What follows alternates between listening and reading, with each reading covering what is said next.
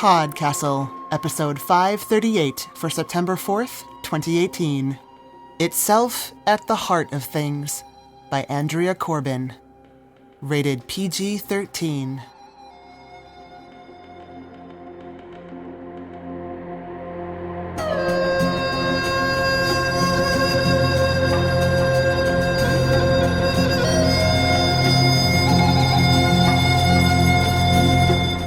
Hello, and welcome to PodCastle. I'm your host, Setsu Uzume. Today's story is evocative and poetic, so if you need more peace and quiet to get into something of this style, please do so. You'll be glad you did. Itself at the Heart of Things was previously published at Shimmer magazine and was written by Andrea Corbin. Andrea Corbin is an author and the founder of the speculative Boston Reading Series. Her short stories have appeared in Shimmer, Flash Fiction Online, Crossed Genres, The Sockdolager, and Recompose. Her interactive fiction has appeared in Sub-Q, and more interactive fiction projects are available on her website. She lives in the Boston area. This week's narrator is Blythe Haynes, an actor, voice artist, and producer based in Toronto. She is a co-founder of Gangway Theatre Co. with playwright Katie Breisky, and their show, 6 Stories Told at Night, was shortlisted for Best of Fringe. If you missed it in July, you can catch the show on October 4th at Toronto's theatre Passe Muraille.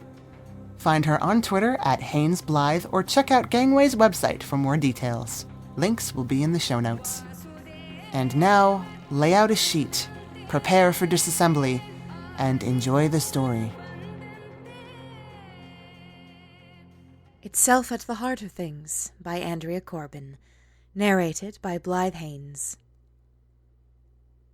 The acts of life have no beginning or end. Everything happens in a completely idiotic way. That is why everything is alike. Tristan Tzara, 1922.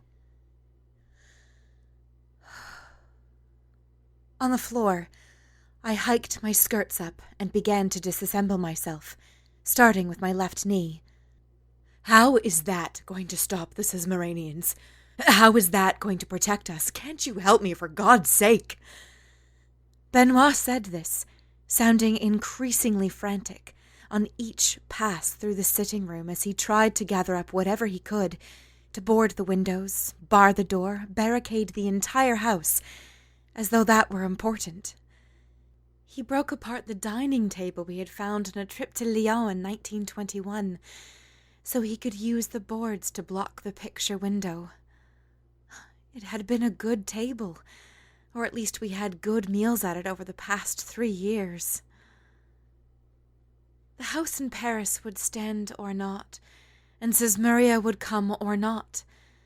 They would try to burn the house down or not. Or rather, I heard they would, raining war down on us like they themselves were war. Of course, the house was inconsequential, so I unscrewed my kneecap and set it on a bedsheet I had spread beside me for that purpose. It was a delicate process, because I didn't want to deny myself or others the option of reassembly in the future. The future was questionable, but no matter. I didn't want to be destroyed. A small amount of blood spotted the sheet beneath my solitary kneecap. The Szemurians sent no messages or envoys, only dreams to every one of us a week before.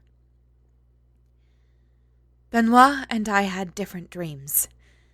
The papers suggested everyone did, and visiting the cafe confirmed. They came like colossi, feet crushing our belching, rattling cars, and they screamed smoke and fire into the air and burned us alive, said Meme Hoche, a coal-eyed woman, hands shaking as she picked up her espresso.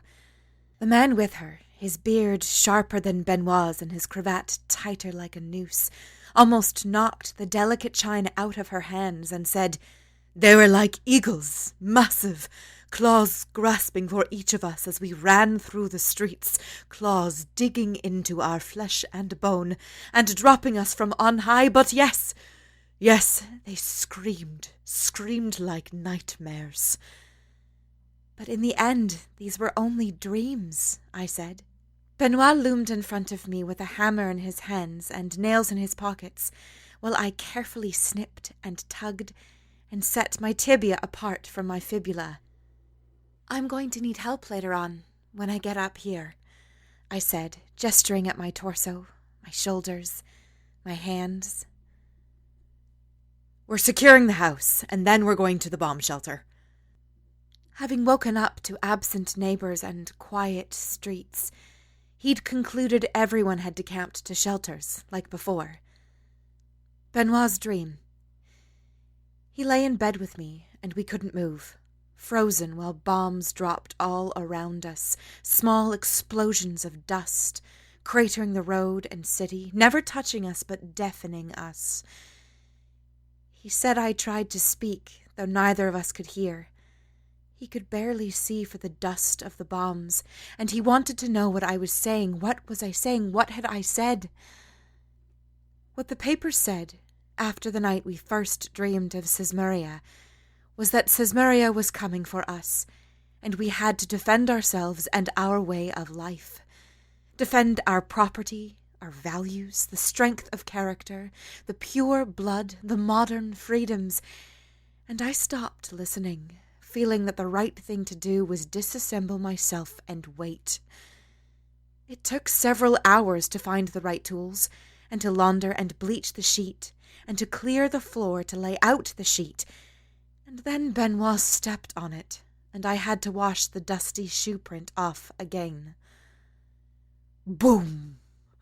Boom! Here they came. I could hear them, like in my dream, the Szemurians at the edge of the air. An hour into my work, inside my right thigh, I had found a key of unrecognizable substance. Heavy, like iron, but a faintly pearled sheen to it. Rough, like iron, but always cool, no matter how long I held it. Lastly, it was not black like iron, and finally it fit nothing I knew of. I put that key piece of me at the corner of the sheet, away from my dismantled legs, to let it watch over me as I continued to work. Benoît shuffled in, all the windows covered, all but one door sealed tight, and sat by my side. I could see the gleam of exertion on him, smell it on him, all that work he had done to protect something. "We have to go to the bomb shelter," he said again. "Do we?" "The Szemurians are coming." The screwdriver pressed into my hip socket, sharp and painless. With a little more leverage I could, but when I leaned my head on Benoît's shoulder and closed my eyes, I was transported back, to a time before we bought the house. Before our marriage, before our dreams, before the war, before all this, but not before the Szemurians. They were always there, whether we knew about them or not. With my eyes closed, I could feel toes in sand, wet sand at the edge of the beach, smooth and pale sand. We took the métro through the city, a train farther still, until we were at the Mediterranean, in a chateau owned by his parents. The chateau is no longer there, or anywhere. It's almost another country, the sea, the south.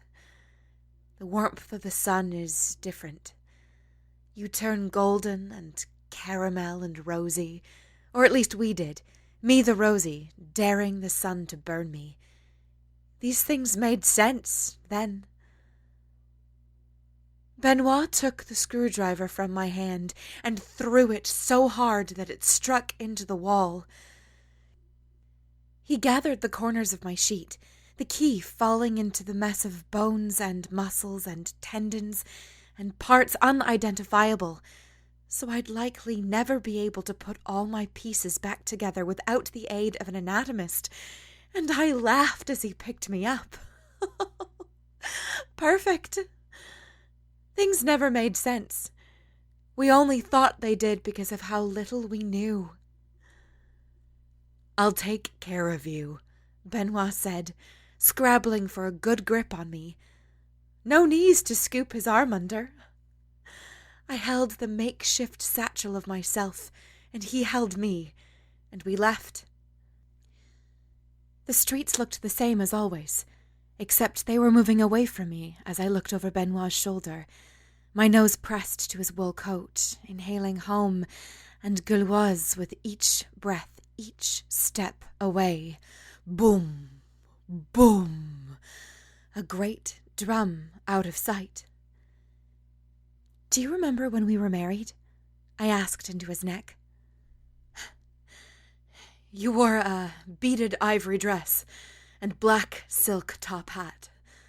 You removed your shoes halfway through, to the alarm of the priest and my mother, who were unsettled enough by the hat. When you did, you put your hand on my shoulder for balance. I almost kissed you right then, but I thought it would have killed my mother to upend the order of the ceremony like that," Benoît said, with that lightness to his voice that meant he was close to crying. "That was the day Germany declared us all at war." Benoît's hands tightened around me. "You toasted to all our deaths." "Not until we were alone," I said, it being important to remember that I have tact sometimes. The streets were not full of retreating citizens, defending citizens, fighting citizens as we made our slow way. Everyone was gone. Not a one stayed to defend any way of life after those dreams. All the Parisians were missing, and what was left but us?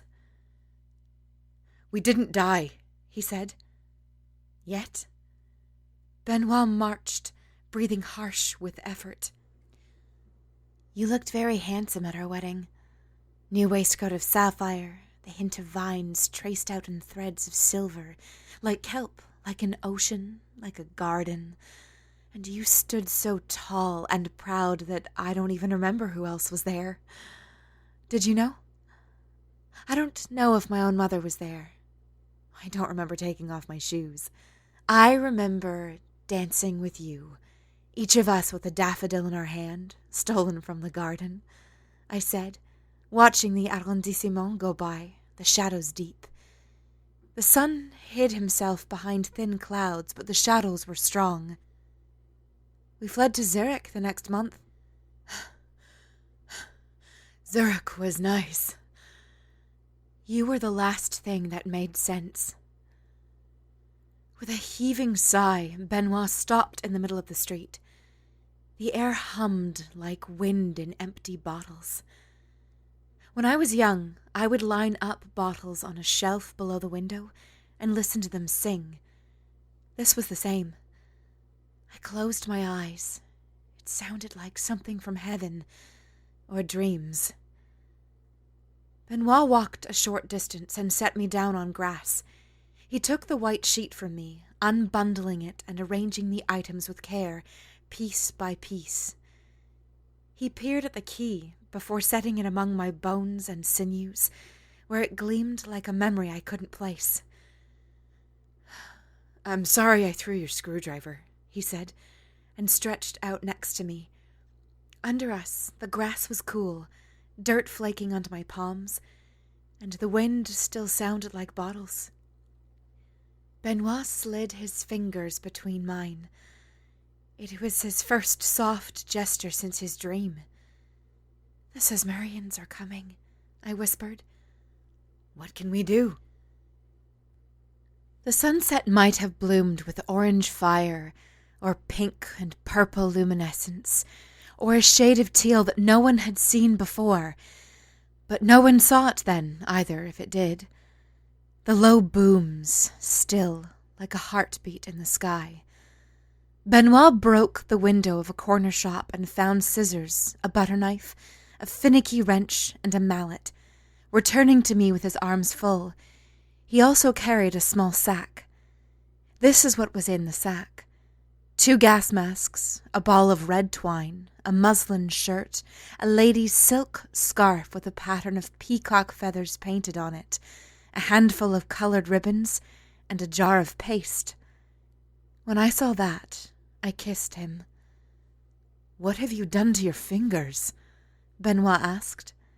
He took my hand, now lacking the pinky and ring finger, and kissed my palm, his lips dry and gentle. "I felt anxious, waiting," I said. "Now you have to wait longer," he said. He stretched his right leg out in front of me. In the sky, angular and pale shapes formed, like new clouds. "I can't do it myself. Help me, please." The day I was born, a lark sang. My mother told the story this way, as though a lark singing made a day any different from another. Larks sing every day. The day I began school, a lark sang, and the day my father died, a lark sang. The day I began school, my grandmother fell and never walked again. The day my father died, my mother wept, my cousins wept, my brother wept. The day I met Benoît, yes, a lark sang, and so did a robin, and boys and girls across the country, but also a lark was killed and devoured, and a robin and boys and girls across the country fell ill or died. The day I married Benoît, the war started, a lark sang. The day we fled to Zurich, a lark sang, and the day my brother joined the army, and the day he died in a watery trench, a lark singing, always. A lark sang, invisible in some nearby tree, as Benoît and I took each other to pieces on the grass. "Don't tell me about it again," I said to Benoît as he started to talk about his dream. "The Szemurian dream." "I didn't tell you all of it," he said. His rib was being difficult. Next we would try the rest of my left arm. There wasn't much more that we could do for each other. An arm each, a head each, leaving enough to hold each other, and not enough to come apart entirely. We would lay ourselves out in all our parts, reordered and useless. The closer we drew to that moment, the more my dread dissolved into a gas, transmuted into a cloud that could drift away and burn up in the sunlight. The bombs fell. There was silence. You and me in our bed. All of Paris gone, all of France, all of Europe. Our bed in a wasteland. There was a great silence after the bombs fell, Benoît said, and paused to grunt as I pulled away a set of ribs and lung, bone and flesh parting with the sound of a boot in mud. A great silence, then a voice. We were the last ones, all that was left. The voice spoke in a language I didn't understand, hard consonants and guttural vowels stretched out into low melodies. But I knew that the nothingness was where we were going to spend the rest of our lives. No gardens, no country, no chateau under the sea. No trees, no larks, no friends, no art. No more anything. I wanted to ask what he thought the voice said, but more than that, I wanted Benoît to keep talking, so I said nothing. After the voice, I could move. After the voice, I sat up, put my feet over the side of the bed to find the nothing coated in a powdery dust, colorless for the combination of every color that used to be. I stood. I turned back to reach for you, and you were gone. Benoît put his whole hand over his face. I couldn't live for his weeping. The last of me shattered, no matter how solid my shoulders, my neck. What was left of my mouth at last confessed. I had a dream, too.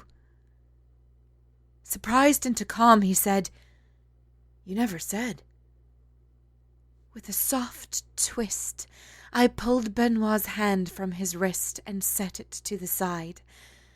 Carefully, I wrapped his other hand around the stump of arm that remained.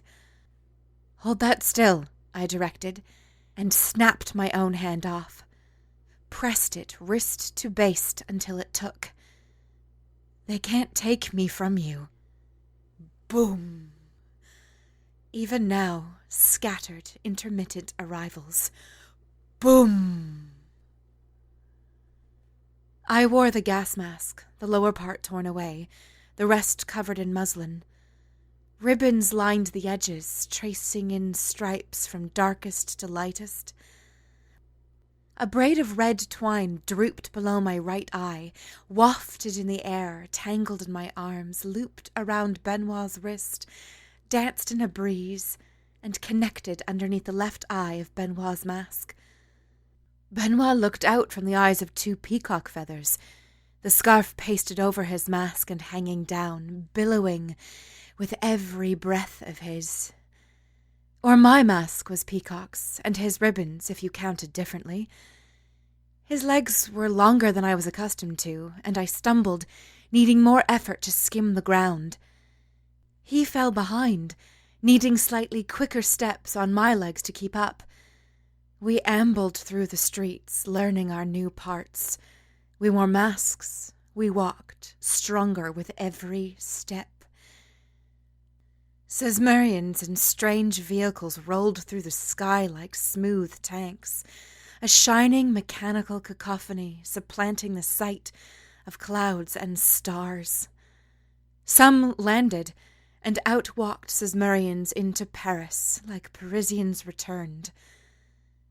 They were shaped like Benoît and myself, and everyone else we had known on the planet, and yet entirely unlike us, which is to say, they were themselves. The building where we lived before Zurich, where we lived when we were first married, had a cluster of Szemurians looking up at it. One admired the flowers in the front garden, pulling them from the dirt. They chattered senselessly as we approached, their vehicle floating a few centimeters above the street like a lost bank vault. The outside was bright silver and muted steel. The door opened into a well-lit interior with wood-panelled walls and a lush, intricately patterned carpet that reminded me of a garden path. "I dreamt that you came, and nothing changed," I said as we stood between those Szemurians and their vehicle. The Szemurians silenced their talk and looked at us, wide-eyed, shocked to the very core by us, by my words. One wore a morning coat of dove grey, another charcoal, dark fabrics. The dresses stood out like gems of emerald and garnet, a gala we had missed. I dreamt that nothing changed, except everything was worthless. The franc was worth nothing again. French meant nothing, and my words went unattended the moment anyone recognized them as unrecognizable. I could do nothing. I was a ghost. The Szemurians stared. The one in the top hat twisted his cane in his hands. "Drent?" he said, stilted, confused, imitating. "Ghosts?" I turned to Benoît, caressing his chin. "See? No bombs, my love. No craters or dust." "But that leaves us ghosts," Benoît said, worry tugging at his face. The Szemurians were starting to chatter again, around a building that grew increasingly strange to me. "This isn't a dream," I said. We pushed the scarf out of the way and we kissed, uncertain who was who exactly, where he was and me, with his hand springing from my wrist down to his arm, and back up to my neck, stretching, and my mouth kissing his. While the Szemurians stood in the streets of Paris, I ran, bringing Benoît and the rest of myself into the Szemurian vehicle. Before the closest Szemurian could follow us inside, we slammed the door. From my pocket, I pulled a pearled key, cool to the touch. Silence. No more booms. Outside, the stars made no sounds, and their lights reflected into our eyes. Back in Paris, a lark sang.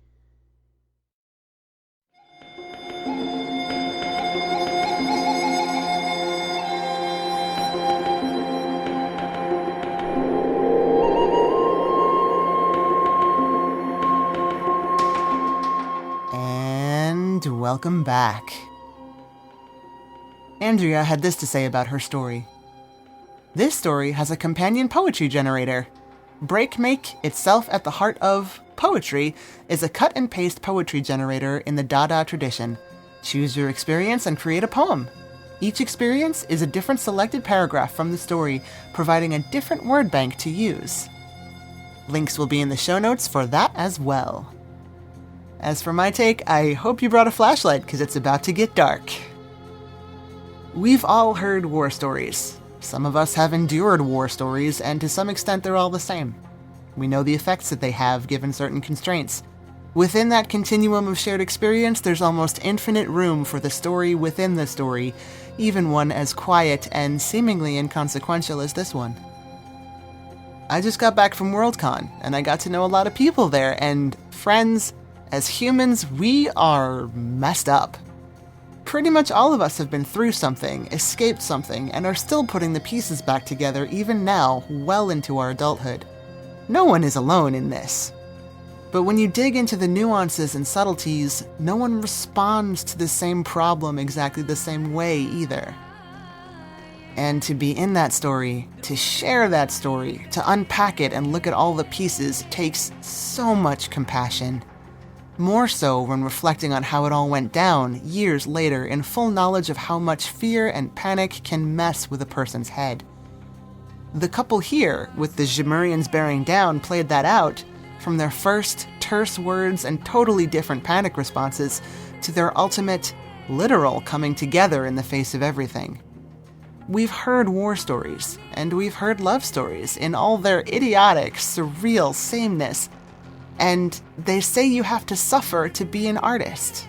But that's bullshit.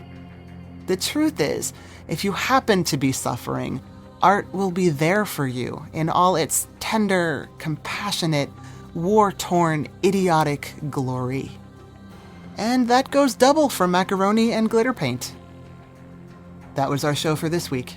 On behalf of everyone here at PodCastle, our audio engineer Peter Behravesh, our forum moderator Asikat, your co-editors Jen Albert and Khalida Muhammad Ali, along with all of our amazing first readers, Aidan Doyle, Crystal Claxton, Matt Dovey, Eleanor Wood, Ebony Dunbar, Devin Martin, Elora Gatz, Julia Patt, Hamilton Perez, and Ace Ratcliffe, thanks for letting us share another story with you. As of this week's episode, we have 495 donors, and we would love for you to join us. Head to patreon.com/EAPodcasts to learn more about behind-the-scenes rewards and what all 4 of our podcasts are up to.